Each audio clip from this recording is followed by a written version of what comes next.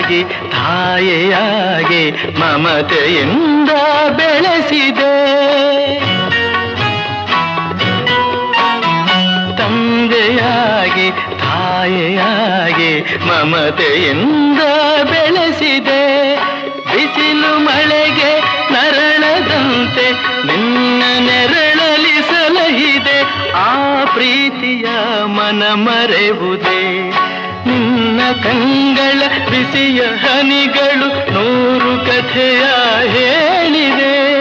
ನಿನ್ನ ಪ್ರೇಮದ ನುಡಿಯ ಕೇಳಿ 100 ನೆನಪು ಮೂಡಿದೆ.